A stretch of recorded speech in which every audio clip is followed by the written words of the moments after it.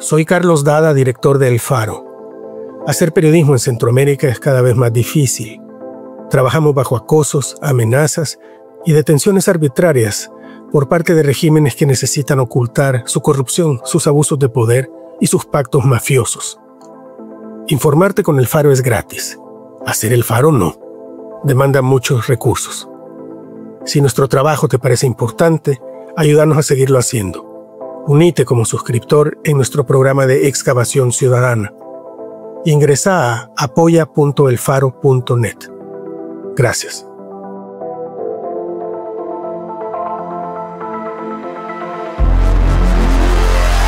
El Faro Audio.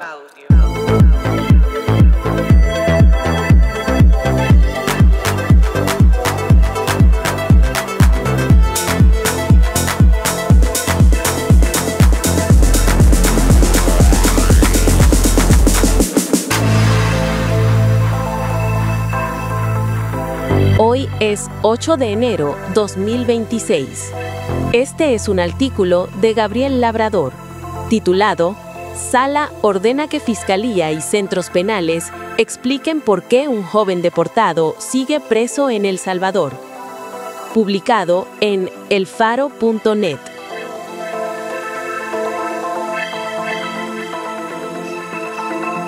La Sala de lo Constitucional de la Corte Suprema de Justicia salvadoreña ha pedido a distintas autoridades que expliquen por qué el deportado salvadoreño Irving Giovanni Quintanilla García, de 24 años, ha estado preso en El Salvador desde marzo de 2025. La Sala pide a la Fiscalía General de la República, a la Dirección General de Centros Penales y al director del Penal Centro Industrial de Cumplimiento de Penas y Rehabilitación de Santa Ana, la cárcel donde ha estado recluido Quintanilla, si hay alguna acusación contra él y si está pagando una pena de cárcel impuesta. La Sala también ha pedido a la Fiscalía, a centros penales y a la Dirección del Penal de Santa Ana que envíen sus informes para defenderse y pronunciarse sobre las vulneraciones constitucionales alegadas. También deberán indicar, según la resolución a la que tuvo acceso El Faro, cuál es la situación jurídica de Quintanilla respecto a su libertad física y el estado actual de su proceso. Quintanilla lleva casi 13 meses encarcelado en El Salvador. Fue acusado sin que se hayan presentado pruebas de ser un criminal y en marzo fue uno de los 36 salvadoreños expulsados de Estados Unidos por la administración Trump y enviados a la megaprisión Centro de Confinamiento contra el Terrorismo CECOT. Allá fue deportado en un procedimiento express como parte de la campaña antimigrante de la administración Trump, sin que se le hubiera vencido en juicio ni acusado de delito alguno. Viajó en uno de 3 aviones, donde también iban 252 venezolanos que fueron enviados al CECOT como parte de un acuerdo con la administración Bukele, que Marco Rubio, secretario de Estado estadounidense, reveló en noviembre de 2024. Medios estadounidenses revelaron después que Trump se comprometió a desechar cargos contra líderes de la Mara Salvatrucha 13, que están procesados en Nueva York y que pueden tener evidencia de los pactos que Bukele sostuvo con las pandillas, desde 2014, cuando apenas era candidato a la alcaldía capitalina. Uno de los líderes de la Mara Salvatrucha 13 es César Humberto López Larios, Greñas, a quien Estados Unidos capturó en México y acusó de diversos delitos en una corte de Nueva York. Tras su captura, la Fiscalía estadounidense, siguiendo lineamientos de la administración Trump, desechó los cargos contra él y envió a Greñas de vuelta a El Salvador. Greñas fue uno de los salvadoreños deportados junto con Quintanilla en marzo. La narrativa de los gobiernos estadounidenses y salvadoreño era que, así como Greñas, todos los venezolanos eran miembros de una organización criminal y todos los salvadoreños eran pandilleros. Con el tiempo, diversos medios y organizaciones de los derechos humanos demostrarían que varios de los deportados no tenían ningún récord criminal.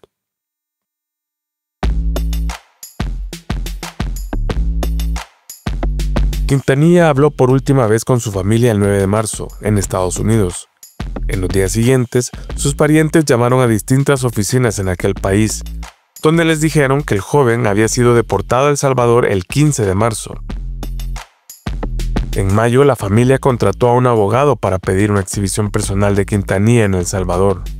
Un recurso legal conocido como habeas corpus, que sirve para proteger la libertad física e integridad de una persona detenida. Ese recurso no fue respondido de manera inmediata por la Sala de lo Constitucional, pero es con el que ahora está exigiendo a la Fiscalía y al resto de oficinas que respondan sobre la situación jurídica de Quintanilla. La Sala de lo Constitucional ordenó la exhibición personal de Quintanilla el 3 de diciembre, y con el documento de 6 páginas notificado a la familia, se explica que la intención es comprobar si existen violaciones constitucionales en la detención del joven. La persona tiene derecho al habeas corpus cuando cualquier individuo o autoridad restrinja ilegal o arbitrariamente a su libertad, dice el artículo 11 de la Constitución salvadoreña.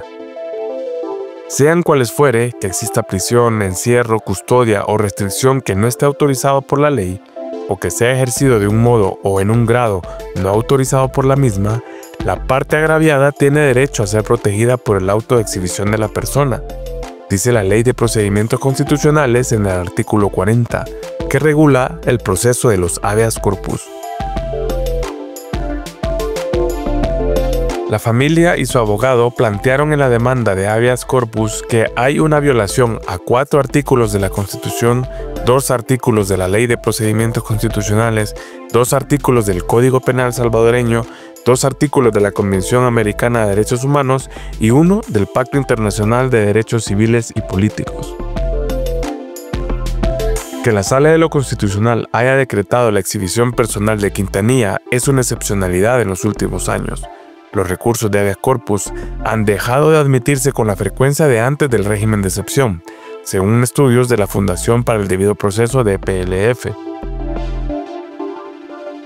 Las estadísticas muestran una grave disminución en las veces que ha sido útil en el país desde la vigencia del régimen, aprobado en marzo de 2022 por la administración Bukele. A mediados de 2022, el récord de demandas de este tipo ya se había duplicado y para diciembre se había sextuplicado. Ha sido el año con más demandas de exhibición personal en 30 años. En 2023, solo el 0.3% de las 3.056 demandas se admitió y solo en 4 casos hubo sentencia favorable, es decir, el 0.13% del total de demandas admitidas. Hasta febrero de 2024, última fecha con estadísticas oficiales disponibles, el resultado era similar.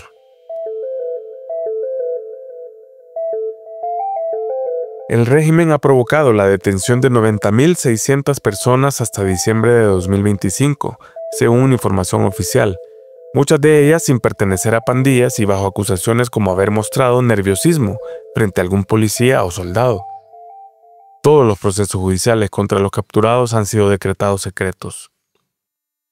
Lo que ayuda a entender que la Sala de lo Constitucional resolviera a favor de Quintanilla es que la Comisión Interamericana de Derechos Humanos, con sede en Washington, Estados Unidos, ordenó medidas judiciales de protección a su favor a inicios de octubre, después de meses en los que la familia lo consideró desaparecido. Sonia García, su madre, decía esto: "Yo lo que quiero saber es dónde me lo tienen y por qué me lo tienen detenido. ¿Por qué tendría que estar preso aquí en El Salvador?".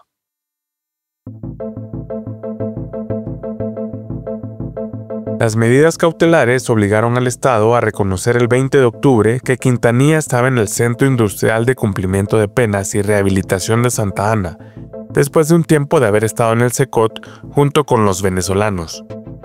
En julio, estos últimos fueron enviados a Venezuela, pero los salvadoreños quedaron recluidos en el CECOT sin explicación. Las autoridades demandadas y que deben rendir informes son la Fiscalía, dirigida por Rodolfo Delgado desde el 1 de mayo de 2021, el funcionario impuesto de manera irregular por los diputados de Bukele del Partido Nuevas Ideas. También Osiris Luna Mesa, el director de Centros Penales, que ha sido sancionado por distintas entidades estadounidenses por casos de corrupción, y Samuel Díaz, director de la cárcel de Santa Ana. Ahí es donde también estuvo recluido Kilmar Abrego García, un salvadoreño deportado a El Salvador en marzo y que se convirtió en símbolo de esos deportados luego de que una corte estadounidense ordenara que fuera devuelto a Estados Unidos. No se sabe el plazo que tienen las autoridades salvadoreñas para responder a la exigencia de la sala, pues primero se debe nombrar un juez ejecutor que es el encargado de ir y hacer las consultas a las instancias demandadas, en este caso la Fiscalía y las cárceles. La sala no tiene un plazo para nombrarlo.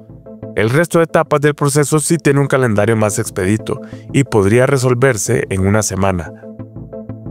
La Ley de Procedimientos Constitucionales dice que el juez ejecutor, una vez nombrado, debe hacer las pesquisas dentro de las primeras 24 horas. A partir de ahí, las autoridades deben responder y emitir informes en un plazo máximo de una semana. La ley salvadoreña establece que cuando el juez ejecutor encuentra que la persona está bajo una restricción ilegal, debe notificarlo a la sala, y ésta debe ordenar su liberación o ponerlo bajo tutela del juez.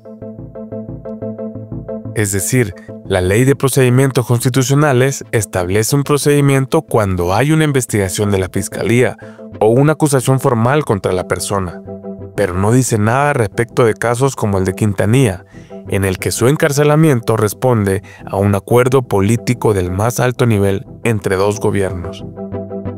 El caso de Quintanilla es sui generis, porque hasta la fecha, la familia desconoce si hay una acusación en El Salvador contra él. La respuesta de la Fiscalía o centros penales será clave para entender las razones por las cuales Quintanilla sigue detenido después de casi 3 meses de su deportación. El juez deberá, según la resolución a la que tuvo acceso el Faro, verificar en los expedientes administrativo y/o penitenciario de Quintanilla si ha sido presentado un requerimiento fiscal en su contra, ante cuál autoridad judicial y por qué delito. También si se encuentra en detención provisional o ha comenzado a cumplir pena de prisión, en qué centro de reclusión o si fue puesto en libertad, y si fue así, a partir de qué fecha. También deberán informar del instructivo, reglamento o acuerdo que describa cuál es el procedimiento general y las condiciones de tiempo, lugar y forma para que los abogados y familiares se comuniquen con los detenidos que están recluidos en el centro de detención. Por último, centros penales también deben informar sobre el control de ingresos o cualquier otro registro donde conste solicitud del abogado defensor para ingresar al recinto, ubicando, de ser posible, fechas y horas de la visita, su duración y las condiciones en que se realizaron.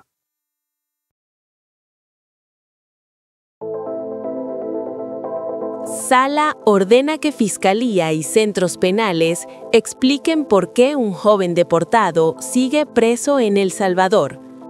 Por Gabriel Labrador. Editores: Óscar Martínez y Sergio Arauz. Director: Carlos Dada. Producción y musicalización por Omnion.